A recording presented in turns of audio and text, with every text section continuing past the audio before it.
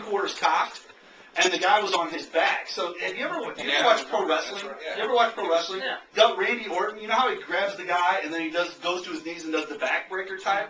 That's literally what it was, and that's how he choked the dude out. He was in that kind of position, had the guy's head right here, and was choking back like that, but he started cocking. Yeah, he cocked it, and he was just kind of like that. The guy's neck was getting pushed forward and backwards at the same time, kind of compressing his neck, and that was locked it in. 2 weeks ago, we had a guy that was in a guillotine, and when he fell back, he rolled himself. We actually were watching some of the footage of that today. When he fell back, he was in a guillotine. The other guy fell back to try to wrench it in. He rolled it. He rolled it because they were both together. When they rolled it, it actually compressed his neck even more. When he was standing, he was fine. But the minute that they started to roll, it compressed his neck even more, and that's what made him tap.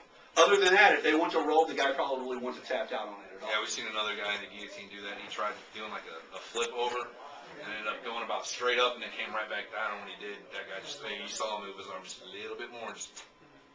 I would say the craziest thing we've seen, though, was probably the guy through the cage. Yeah. I mean, they came out of nowhere because it wasn't like the timeout and all that. That was just kind of comical. But the guy through the cage was like, it was a great fight up to that point. Yeah, it was like, you just didn't expect it to come out of nowhere. That end the fight? Yeah. That ended the fight, yeah, they called the fight. Yeah, it was a no contest. But, out of nowhere, I mean, the guy's on the ground, and we can't see it from the camera angle that we had.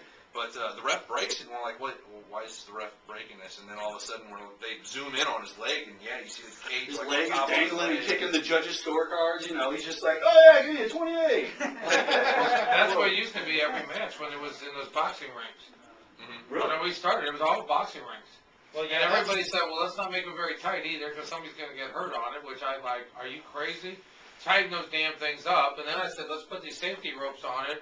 And then everybody said, oh, no, people are going to get hurt with that because the ropes, and people were falling out of the ring. I spent half the time being the referee holding people in the ring. Mm-hmm. I mean, because they were flying out of the rings. Everybody was throwing the guys out right through the, Are you guys seeing terrible. I anything can't believe outside it wasn't the more cage injuries. anymore? Are you seeing? Oh yeah, we get ring footage quite often from Chicago, especially when they do like ever since it just started to get that mainstream because of Golden Boy and them doing that stuff with Arlovsky and Lashley and all that. That was supposed to be the boxing mixed martial arts hybrid up there in New York, but we get a lot of that stuff all the time. And actually, that's some of the stuff we tend to not like to call that actually, and I'll tell you why. It's really simple. We see there's some unfairness that happens, and Andy really, it kind of gets under his gird a little bit. What's that, when it's in a ring? When it's in a ring, because we'll see, because there's that it's very subjective how far under the ropes a person can be before they'll break, and then sometimes they'll just break and bring them both to their feet. Sometimes they'll break and then bring them and put them in the exact same position in the middle of the ring, and sometimes when they do that, sometimes they give the guy who was losing a little bit of an advantage. Usually that's when we see someone getting their butt just whipped to no end, and they have to do like a rope break. That's when they'll stand them both up and be like, okay, give them a second chance. But if it's kind of an even match, that's usually when they'll take them to the center of the ring and kind of like position them and go, let's go. I was in Pensacola 2 or 3 weeks ago, and I watched Lashley. He fought, and it was Roy Jones Jr. and it was a boxing MMA mix. That's when he fought Jason Guida. Yes, and every time he tried to pick him up, every time he tried to pick him up. Well, he was. But he would try to grab the ropes. Mm-hmm. Jason would try to grab the ropes every time he went to slam him. So see, I think that's kind of a little bit of an unfair advantage too, because you can't really do that in the cage. I mean, yeah, you can try to interlock your fingers in the cage, but eventually you're going to get those fingers caught and. The cage has made it such a better event. Oh yeah, It's made it so much better. Yeah, it has. And I heard that was a very lackluster win for Bobby Lashley. Should ask him about that. Yeah, I think He's going to be going down to actually. We're good friends with John Prisco, the guys who run XFC out of Tampa, and they got Lashley locked down for the next match, which is on April 25th. Do we know who he's fighting? He's not actually going to be fighting. He was going to originally fight. The football player. I want to say Michael Westbrook, but I don't think that was him. It wasn't Michael Westbrook, but it was a former professional football player. But they ended up scrapping that because he had just fought, obviously, Jason Guida. But he's still going to be there to present the flyweight title, I believe, is on the line. So why were you down in?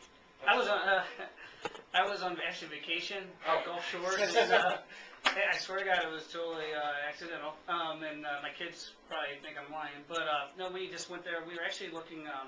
They had a minor league hockey team a couple of years ago or whatever, so we were just gonna go. So we showed up We showed up and we're like, hey, do you guys still have hockey here? And they're like, no, we got boxing. I was like, oh, you know, and then they go, man, this MMA stuff. I'm like, we're in. Yep. Game on. Give me 4 tickets, we're coming, you know. Oh, nice, okay. So, yeah. So you didn't have anybody fighting on anybody? No, it's Okay. just like, I well, thought somebody maybe my fired. daughter could not figure out, for the life of her, she could not figure out how come we weren't backstage. Oh, Yeah, she's because like, you're always backstage. yeah, you know, she's never been to a fight. I mean, even like, you know, when we go down, you know, Arkansas for the pro fights, for pro battle, we've been down there, you know, she's backstage sitting next to Robbie Lawler. So she could not, she's like, well, what are we doing sitting here? Where do we go? You probably would have been more impressed if she went backstage and you saw her backstage hanging out with people, be like, hey, honey. She thought she didn't belong there. That's where she deserved to be, I guess. Yeah. So But no, have it you was, ever fought in a ring? no, never fought, not MMA. Okay. Now, I've heard that the fighters, they like fighting in a ring. I've heard that the cage obviously is where they train, so they're the most comfortable there in most cases. But I've heard a lot of fighters say that they don't mind fighting in a ring because that they find fighting in a ring to be it's got such a open feel to it. You know what I'm saying? They can really judge their opponent a little bit better.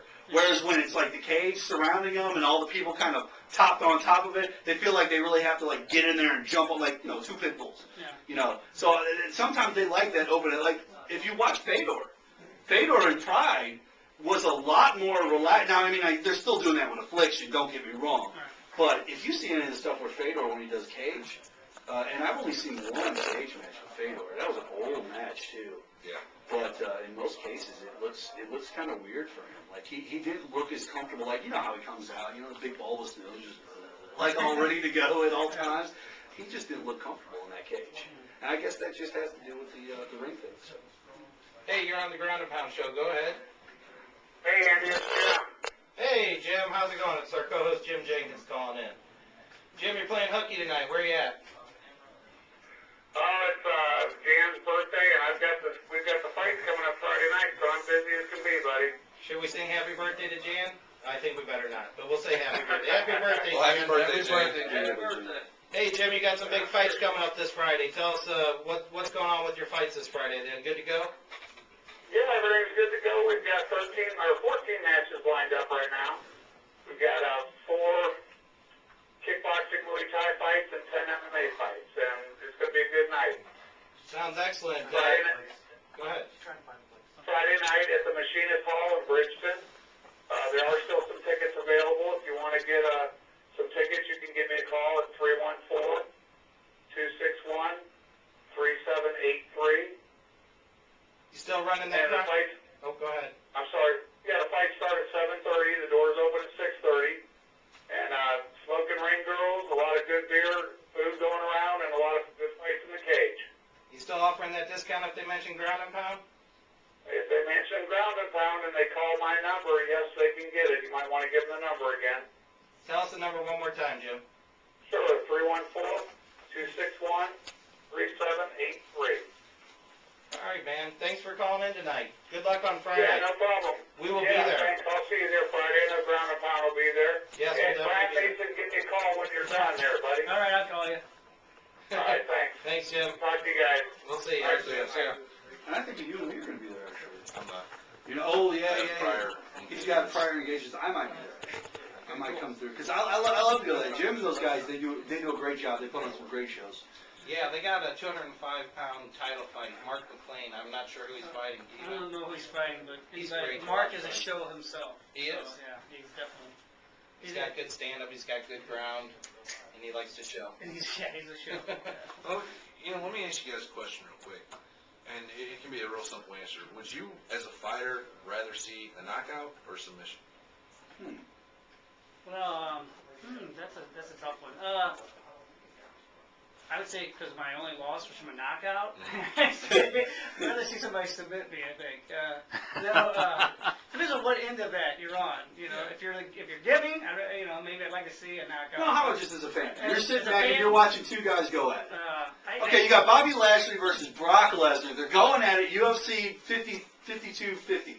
no, Okay. there I'd probably like to see a knockout. Yeah, I think Well, it yeah. has to do with who you're watching too. Yeah. You Okay, know, what so size good point. guy? Because Anderson Silva the versus knockouts Carlos and the Davis. heavyweights, those are fun. You know, but to Oh, see yeah. Shane Carwin. That's all but I to got see say. Nick Diaz and Frank Shamrock go for a long time, beat each other up, then end up with a submission, that'd be awesome too.